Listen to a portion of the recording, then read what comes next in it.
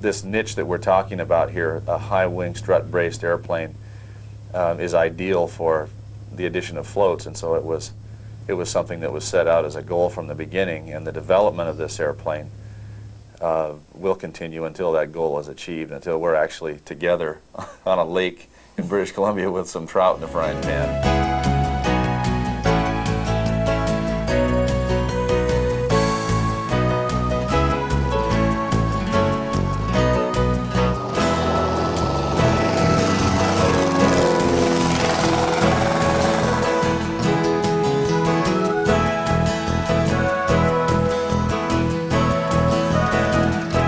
The final and most anticipated chapter in the development of the world's most versatile kit plane has been written. Stoddard Hamilton's GlaStar is now float tested and capable. Wherever you want to go, whatever adventure you want to take, the GlaStar on floats will make it happen. Stoddard Hamilton has made rigging your GlaStar for floats simple and fast. With standard lifting eyes and pre-welded airframe attach points, you can easily configure from wheels to floats. The GlaStar is easily rigged to accommodate a variety of float designs.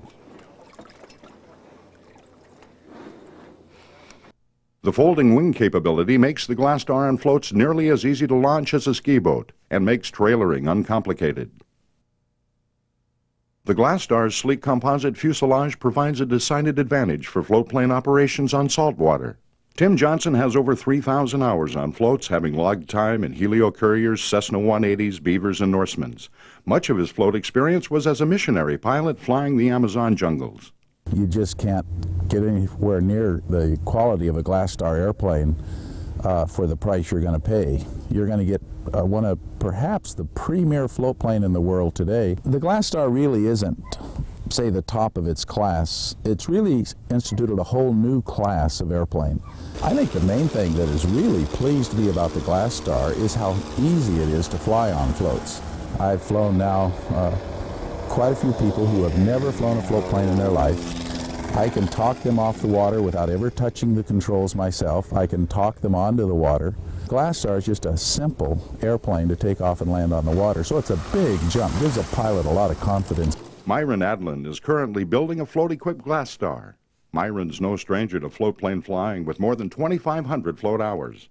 All of his float time has been logged in his Cessna 185 fishing remote lakes and rivers in Canada. 185 is a super airplane, but there's lakes that I believe that, and I'm confident now after flying the GlaStar on floats, that I can get into a lot smaller lakes than I do with my 185. The flying capabilities of the GlaStar is mind-boggling on what it'll do. At stall, you got the control that you have in this airplane is unreal. I've never flown an airplane that's easier to fly than this. The control you have, at full control at stall, is unbelievable. Whereas my 185 handles real well, super airplane, but when you stall that airplane, you're going to have a wing falling out on you. This airplane doesn't do that. It just don't want to stall. It's going to be a airplane that somebody's really going to have to work at to get in trouble with. Howard Stearns is nearing completion of his GlaStar. Howard's summer home sits on a remote island in northern British Columbia with only two means of access, boat or float plane. As a float plane pilot exclusively, Howard's current plane wasn't giving him what he needed. What he wanted was a GlaStar on floats. The reason I purchased the GlaStar was I had made 3 attempts to build an airplane in the early days, and because of time constraints, I never made it. So after I retired, I started researching the market for the ideal float plane, and I looked at all of them. It's been more fun than anything I've built dozens of boats and warehouses and all kinds of things, but I've had more fun in the last 3 years building this airplane than the last 2 years. Another strong point of the GlaStar is its width and size.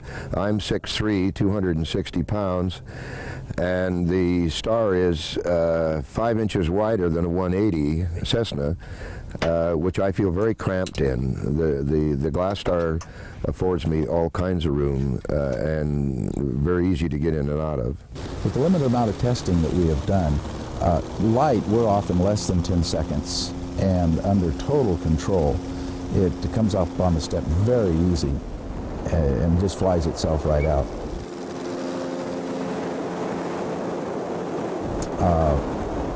Heavy, with excessive weight in the airplane, about up to 24 seconds or so, and we're still off. The beauty is that we can actually come off the water and then fairly quickly do an immediate 180-degree turn and go the other direction. For the pilot who wants to learn how to fly it at what I'm now calling a post-stall condition, which I've only done with one other airplane in my life, and that's a Helio Courier, is it's a phenomenal airplane to do it. Lift off the water, climb 50 feet, do a 60-degree bank, which is a very steep bank. One maneuver we have is if a tree is in our way. You'll get into this with mountain lakes. Watch the airspeed indicator. We're just going to go up and up and up. Now we've actually gone below stall speed, and I can still roll and pitch the airplane. I'm still climbing, although eventually it'll fall off. But what a marvelous airplane, and the power is what gives us that control. There's some airplanes that'll do this, but few will do it with the kind of control that we have here. You can fly around objects that are in your way rather than having to position yourself in long straight approaches, which a lot of faster airplanes simply need. They just can't maneuver. So an approach on this is just simply bring it down around 65, 70 or so. Full flaps. And we're just going to raise the nose just a fuzz. And just settle down. The taxiing characteristics at high speed are phenomenal in a GlaStar, perhaps unbeatable by any plane I know of. Because the aileron is so effective at slow speeds, we have a situation where I can actually turn the airplane on one float in a very sharp angle, turning it around on the water, rolling it over on another float, turning around. In narrow rivers, frequently, you're taking off going around a corner. And the GlaStar just gives phenomenal control that way. Most airplanes on step turns are staying flat on the water, and they're actually sliding, and it can be an uncomfortable feeling.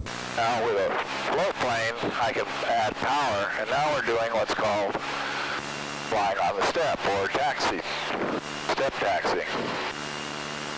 And float planes are good at this, and you can actually turn it, and you'll feel yourself, if they move sideways in the seat, we can turn it the other way.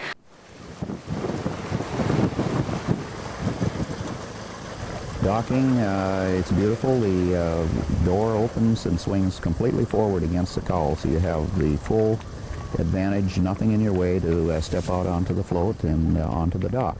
We have the ultimate answer to one of the huge docking problems, which is if you have a huge post there, shut down, if you'd like, out in the water, simply pull your spar pin, fold your wing.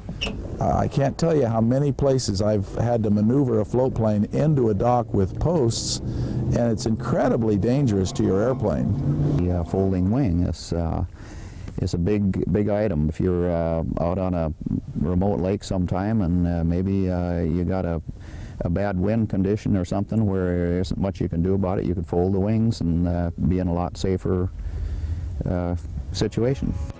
Building and owning the GlaStar and floats gives you one thing: freedom. Freedom to explore and enjoy the adventures that only owning and flying a float plane can give. The GlaStar and floats truly lives up to its motto of unmatched versatility. There simply isn't anything that compares to the satisfaction you'll enjoy in building and owning your GlaStar. The adventures are out there, begging you to experience them. You're not getting any closer to fulfilling your dreams by wondering what it would be like. So pick up the phone and call Stoddard Hamilton to find out more. Life is full of I should've. Don't let this be one of them.